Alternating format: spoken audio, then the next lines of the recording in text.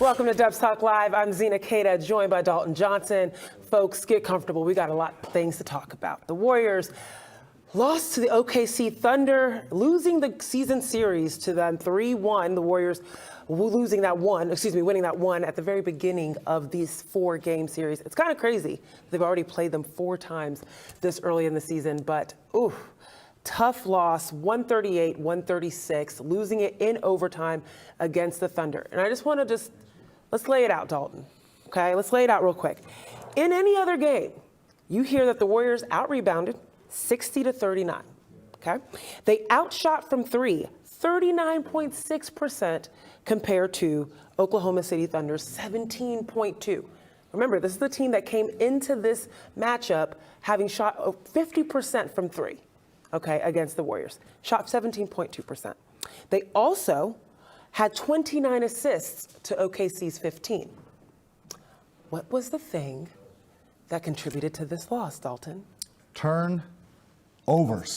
It's the same thing that Steve Kerr says about pretty much after every loss right now, fouling and turnovers. I mean, right now, the Warriors are kind of a lather, rinse, and repeat team. They are the shampoo, the conditioner of the NBA right now. It's the same old story. So, I mean, changes have to come. Something has to come. Some message needs to be sent. Because, again, it's the same old, same old. You just put all these numbers right now, that should be a win. But when you play like this, when you turn the ball over like this against, as we've said over and over again, a young, athletic, fast, strong team like the Oklahoma City Thunder, you're going to lose a game. When you have 42-point advantage from three-point range and you lose by 2 points in overtime, can't happen. It absolutely cannot. It absolutely has to be a standard. And this is not anything that has to do with lineups. This is not anything that has to do with consistency. This is the fundamentals of basketball. This is taking care of the basketball. This is making sure that you're making the little things perfect and making the little passes and those angles that you need to get and everything, double checking before you make those decisions. Now, before we get into the entirety of the game and everyone's performances, I do want to get back to how they even got into overtime. Now, we all remember the Chet Holmgren 3 from the last overtime that they played against OKC. This is what led up to the OT. So Shai Gilgeous-Alexander doing what he was doing all game, getting that mid-range, but Steph Curry coming back with the heroics. And then this inbounds play. Warriors were up 3. Because of that Steph Curry 3, they had an out-of-bounds play for OKC. Draymond Green with the mental mistake of fouling Chet Holmgren rather than being at the body. Trying to go for the steal, ends up going into overtime because Chet Holmgren hits the 3 free throws and sends them into OT, where it just wasn't enough for the Warriors. Absolutely no reason to go for the steal right there. Draymond Green is one of the smartest players in all of basketball and all of basketball history, but he knows better than that to go for a steal right there. You just can't do that. Look at Gareth Burke right here going, someone gift the Steph shaking his head at the end of the game. He looks so frustrated at the end of the fourth quarter, and you can't blame him. And it comes back to that gaffe that Draymond Green made. You know, as you said, the previous game, obviously against the Thunder, talking about why didn't they foul up by 3? Look, that's just not how you foul right there when up by 3. When someone who's 6 or 7 inches taller than Draymond Green right there, the ball's in the air to someone who's 7 foot, 7'1", and can shoot the 3-point shot. Why go for the steal right there? Either foul the body with the ball in the air, or immediately when he catches it, then foul the body. Give him a hug. Give him a tackle. act like you're Dre Greenlaw. I don't care. But there's no reason to be going for the steal right there. You know, that's just a play where, you know, instead of this should have been another dagger shot by Steph Curry, win the game, but now it's just another game where you got to question who these Warriors are and go back to the drawing board and go, okay, they have another 3-day rest here. Are they going to figure it out or not? Right. And the thing about it, that particular play too, is you saw Draymond Green thinking he had fouled on the floor. But if you watch the slow motion, he had reached for his body, didn't get it, and then had to foul. It was delayed, right? It was delayed, exactly. And so, again, as we mentioned, Draymond Green, one of the smartest players in the game. Of course he knows, but that was a mental mistake, and there were mental mistakes throughout the entirety of the game, despite the Warriors doing everything they could offensively. Now, there was also another number that I haven't mentioned just yet that also contributed, not just turnovers. When you look at the personal fouls, 28 personal fouls for the Warriors compared to 22, giving OKC 36 chances at the charity stripe, which they made 31. That also contributed to making up for the gap that they had in not being able to shoot threes. Yeah, exactly. I mean, look, we just brought up the gap by Draymond. Chet Holmgren's an 86% free throw shooter, Yes. right? This is a good free throw shooting team. When you foul like the Warriors have consistently, it just gets their whole rhythm out of whack, offensively and defensively. Yeah. So it's as we said, it's turnovers and fouling. That should be fundamental basketball 101, correct? And so this is the frustration, I think, for Steve Kerr, for his team right now, is that he really wanted to see the loyalty with his veterans, with his starters tonight. Started off really good, then a tougher second half when it came to them. But the starters were also, held responsible for 19 of those turnovers. Yeah. They are very responsible for defending while fouling. They can't defend without fouling right now for those turnovers. So it's the guys who have given them so much, that have played such high IQ basketball, that have won 4 championships, that are just playing the type of sloppy basketball, fouling and turnovers, you just can't expect out of these guys. Let's dig deeper into the fouling, because obviously fouling comes from bad defense, right? And when you look at the Warriors, this has been something that has been a sticking point for their defense, not being able to stop the ball attacking from the top. And the thing about it is that was the problem. The Thunder were getting too deep, and whether it was a pull-up mid-range, whether it was a drive and kick, or whether it was that right there, drive and lob to the 7-foot-tall Chet Holmgren, that they could not stop anyone. It was a wide open door for the Thunder to be able to attack the middle all night long. Yeah, there was too many instances where you're looking and you're just going, stop ball, stop ball, stop Yes. ball. So yeah, there was the driving kicks. As we said, the Thunder came into tonight as the best three-point shooting team percentage-wise in all of the NBA. So of course, they're eventually going to make a few. They didn't make as many as they probably expected. But I just think it was so many times where you're just going stop ball, whether it's a Shai Gilgeous-Alexander who uses his body so well, or even a 7-footer like Chet Holmgren who just got downhill, and you didn't see the help defense that you need from the Warriors. The point of attack defense wasn't there. Stopping ball wasn't there. The defense obviously has been the biggest issue, I would say, as far as offense versus defense. Yeah. They know that they can put up points. Sure. Look, I mean, overtime tonight, 136. These games against the Thunder have been some high-scoring affairs. Right. But the defense has to be the most concerning for a team that is older, that doesn't have the exact athleticism that the Thunder have. So the defense, it has to be more concerning than the offense right now. Especially on the road. That's where you have to grab together as a team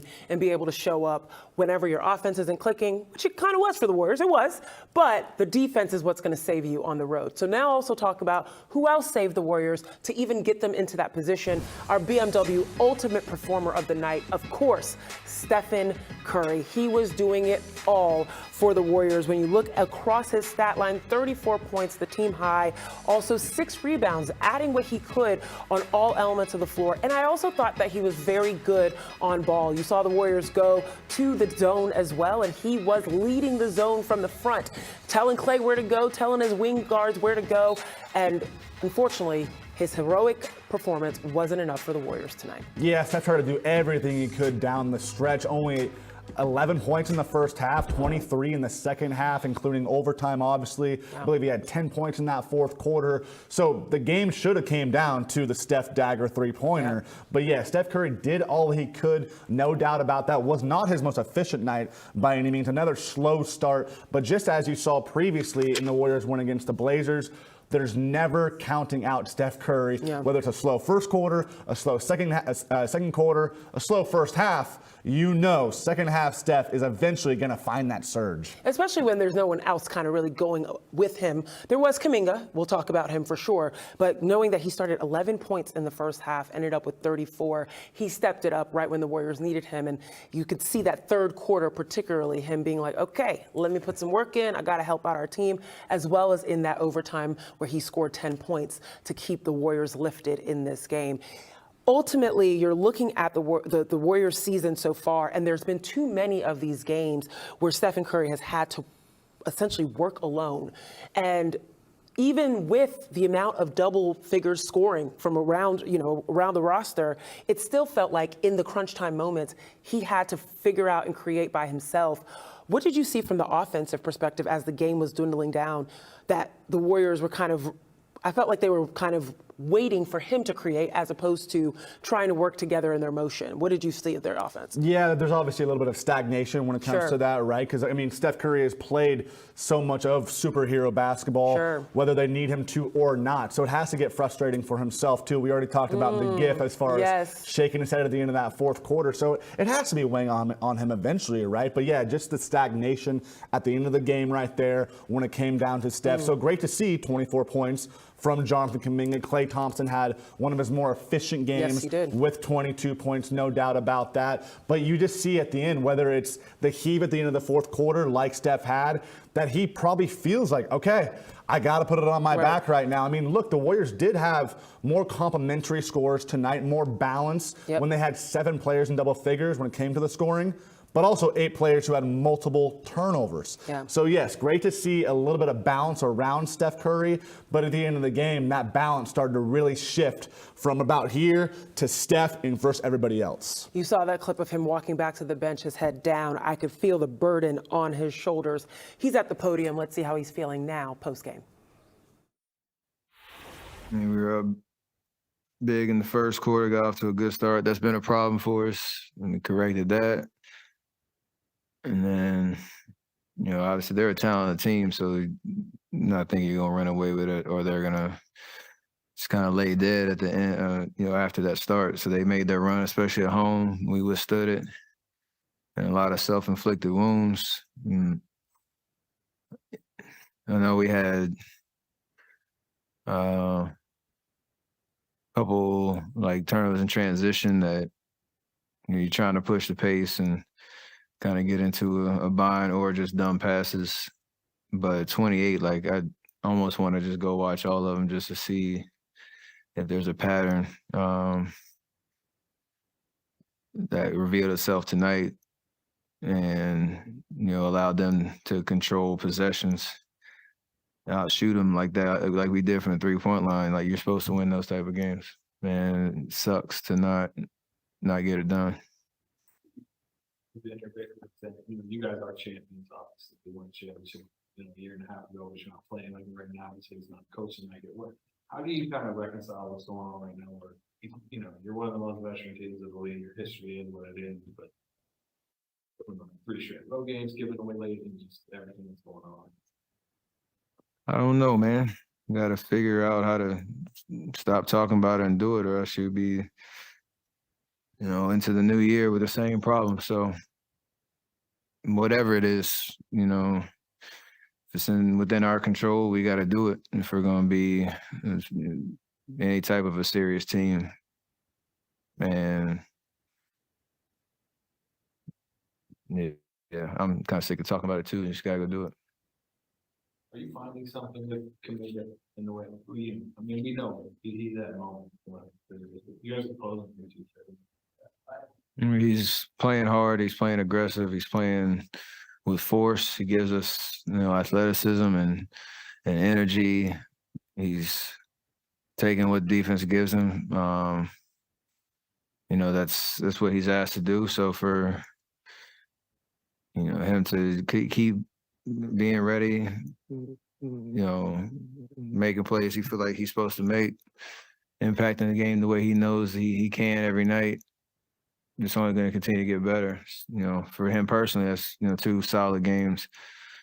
I know it's whatever that plus minus is, but 2 solid games where he made his presence felt out there, and that's all you ask for.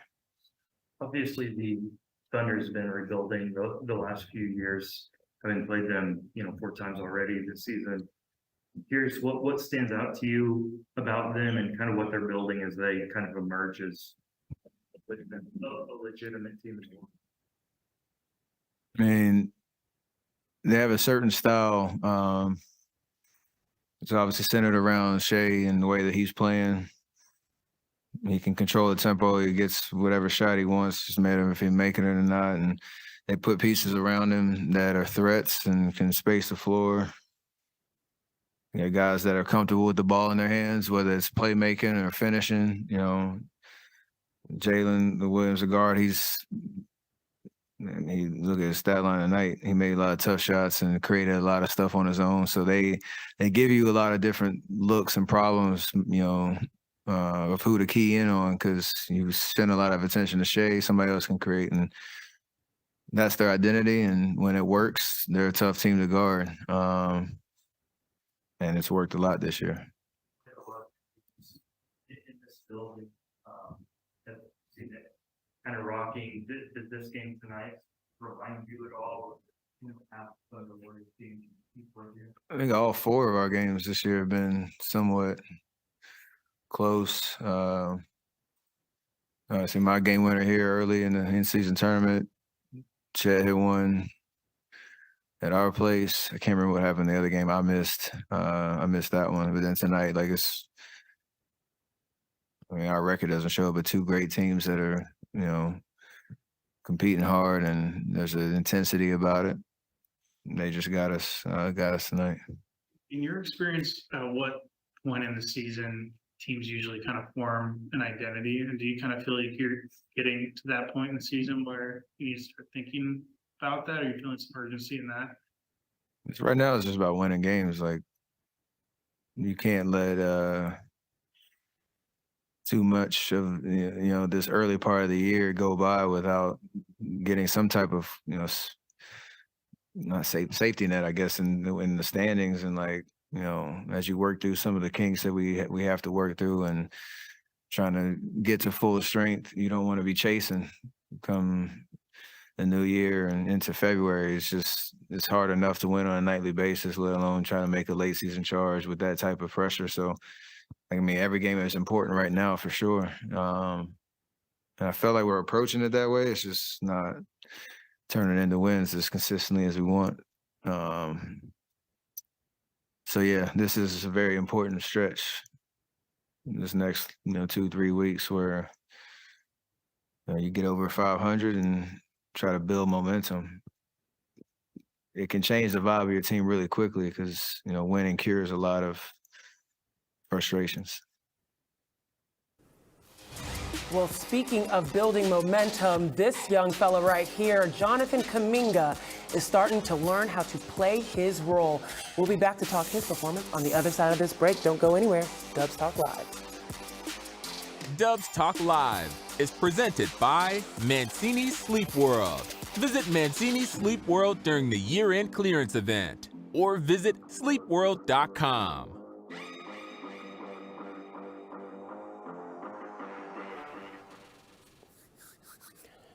Oh, YouTube. Hey, fam. Hey, guys. The chat doesn't have a lot of great things to talk about. A little bit of frustration on there? Yeah, no, a little bit of frustration. But I get it. I'm not judging you. I understand. There's something that makes me,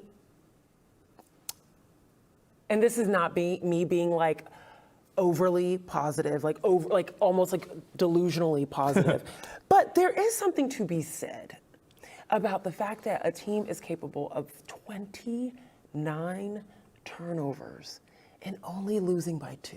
Well, yeah, I mean, the Warriors have That's lost crazy. so many close games this year. I'm sure we'll talk about them more, too, after this. But, yeah, I mean, and I think that's – you used a really good word there as far as delusion, because I think that because they have these games where they barely lose while having all these turnovers, while having all these fouls, that's part of the reason that Steve and the players feel like, yeah, we just won a championship with this group a year and a half ago. We know if we just clean this up, we'll be fine. But they're just not cleaning it up. And yeah, it's only 22 games in the season, but what is the tipping point? Right. You don't want all of a sudden to tip it, all of a sudden it's halfway through the season and you're still, the 10, 11 seed?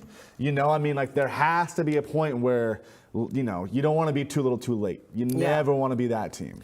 And Steph's talking about, like, in the next 2 to 3 weeks, that's the sweet spot. And so I'm curious, like, if that's what he's looking at, I'm going to be looking at that as well to see what they do in the next 2 to 3 weeks. But turnovers and fouls. Yeah, the end of the calendar year, I think, will be big for them. Trying to go into 2024 on a much more positive note. Agreed.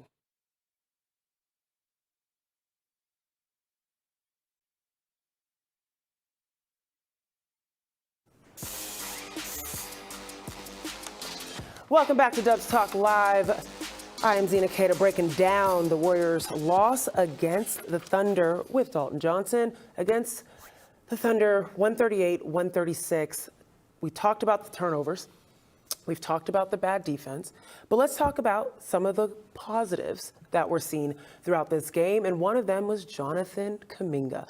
Jonathan Kuminga had a season high of 24 points, and he was doing it all. Again, another game manufactured to highlight his athleticism, his speed, and his bounce.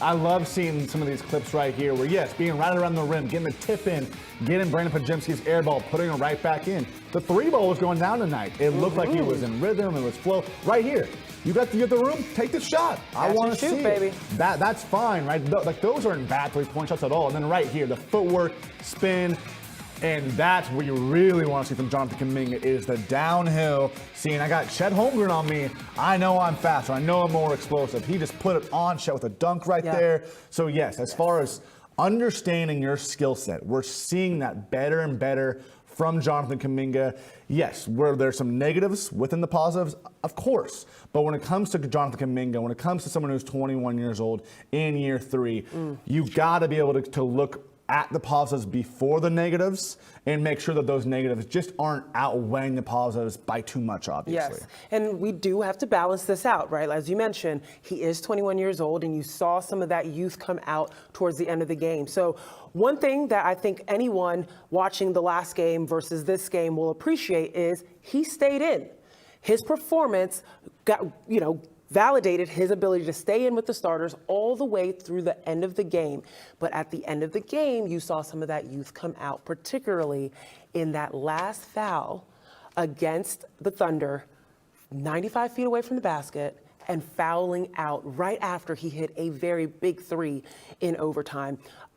I want to ask you about Jonathan's development when it comes to those mental mistakes. It's one thing to be able to play well against athletic bodies, but now being able to piece together, this is what I should do, this is what I shouldn't do. What else does he need to learn? The word when it comes to Jonathan Kuminga is always trust, right? I mean, this is a second straight game where he has been in the closing lineup. He did start overtime for Kevon Looney, and when he made that foul, you saw that he knew it was the wrong decision. You saw Steve Kerr looking at him. Kenny Atkinson looked so frustrated on the sidelines as well, and that's where you kind of feel for him because the talent's there, the skill set's obviously there. The skill set is what this Warriors team needs too. They need rim protection, they need athleticism, but just those little mental mistakes, they still show up too often, time and time again. So again, when it comes to kind of the balancing point of Jonathan Kuminga, you got to see the scales not be even. You need the positive to keep being heavier and heavy for him because he knew he made the mistake. The coaches knew he made the mistake,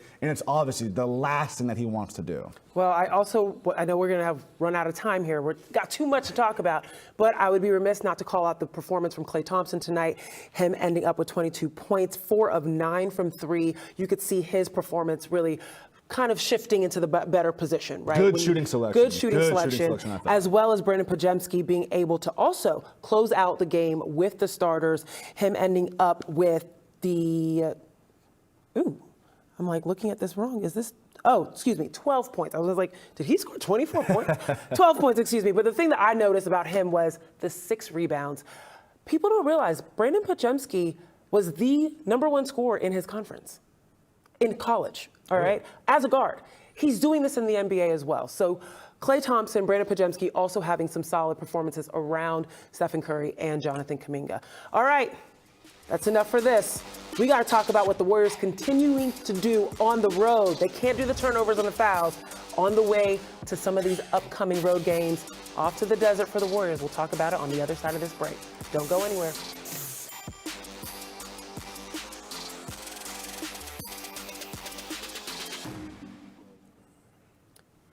All righty, folks.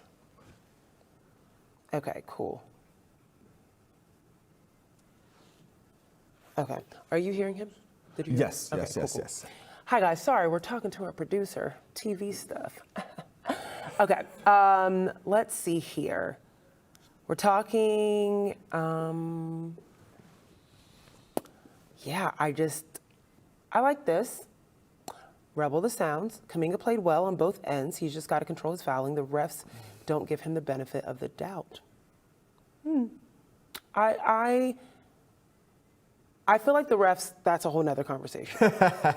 Because the refs, I mean, there was a lot of whistles. There was a lot tonight. of whistles tonight. I mean, There was I a would say for lot. both teams, though. There was I a was lot agree. of I whistles agree. for both I teams agree. tonight, where it was, I think it was the second half, maybe even the third quarter, where you're going, okay, the rhythm of this game is just being stopped. Like, Yeah. let them play a little bit. But I think that that's a theme throughout the NBA this year. Yeah, It's like, yeah. I mean, the funny thing is, so we sit here and we watch the game with Festus Ezeli, Chris Mullin, players, former players in the NBA, and they're like, do they want people to play defense anymore? Yeah. Right? They're watching this game and they're seeing how things are being called. And I mean, really seeing that this has changed. There's a theme change in what is being considered a good foul or a proper foul, or proper defense. And a lot of the times they're looking and they're like, that's proper defense, and it's being called for a foul. So a lot of games getting a lot of stoppage, especially these Warriors games. Not necessarily for the Warriors, but we're seeing a lot of stoppages within those games. Yeah, I mean, I'm all for too short myself, but I mean, you keep the whistle in. You don't need to always blow the whistle.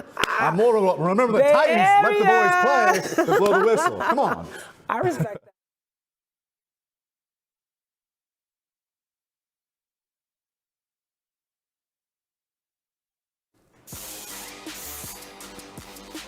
All right, the Warriors are going to continue their road trip going out to Phoenix. The Kings just beat them tonight.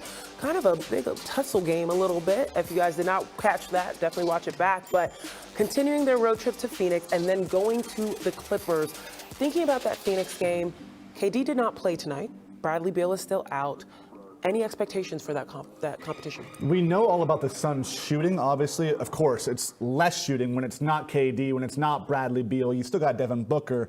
But I still want to see the Warriors do a better and better job of protecting the paint. Because we said so many numbers tonight that were in favor of the Warriors, where they should have won tonight's game, obviously without the turnovers. Right. But at the end of the day, the Thunder did have 78 points in the paint, 28 more than the Warriors. And tonight, the Phoenix Suns, even that loss against the Sacramento Kings, had 56 points in the paint. So yes, they're not also going to get a rim protector overnight by any means, Right. but it has to be a point of emphasis for the Warriors to protect the paint. Well, that point of attack defense is going to be number one. But Warriors now 5-6 on the road. Again, loss against the Thunder, 138-136. Advance now to a 10-12 record. Zena, Keita, Dalton Johnson, we appreciate you joining in. Have a wonderful night, folks.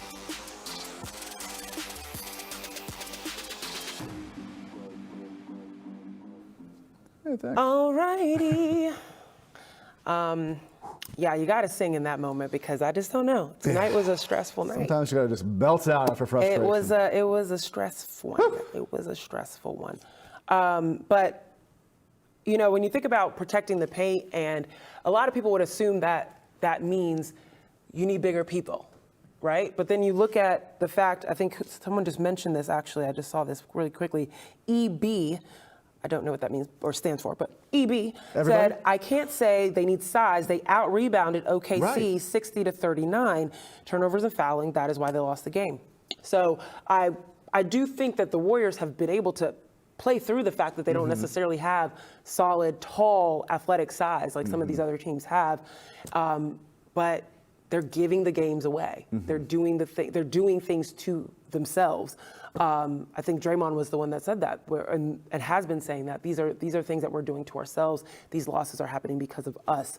And so, yeah, it's a really tough one. Whenever you're playing as hard as you are, but then you're trying to play aggressively, but it's turning into turnovers. It's like, I don't know what to do in that moment. Yeah, I mean, protecting the paint isn't just about having Shaq or Yao Ming and having all these tall guys in Yes, the team by any means, exactly. right? I mean, and a little bit of it does come back to the turnovers also, where the Thunder had, I believe it was 27 fast break points to the Warriors 4, right? Where they're just out and running, getting easy layups. It's where we talked about with the defense earlier, where it's stop ball.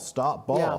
So it's not just about that size down there, but it is the point of attack defense. It is stopping the ball. It is limiting turnovers to not let the opposing team just get out and run, right? So all those things correlate together. Yeah. So it's not just about the size difference. It's all these other little factors that go into all of a sudden you look and you go, they have 78 points in the paint. That's a lot. That's a I mean, lot. especially for a team that, as we said, came into the night as this big three-point shooting team, and instead, when they went ice cold from three-point range tonight, they took advantage of the Warriors' defense down low. And I want to give credit to the Thunder because that was, precise adjustment. You go into the half and you're knowing that you are not shooting well from outside, and you know you have to attack, and you know that the Warriors aren't great at point of attack defense, and you see Jalen Williams come out, you see Shai Gilgeous-Alexander come out, and absolutely demolish the Warriors defense to the point that they had to go zone to try and contain these pull-up jumpers that they were, pulling off. I give them credit. I definitely give them credit.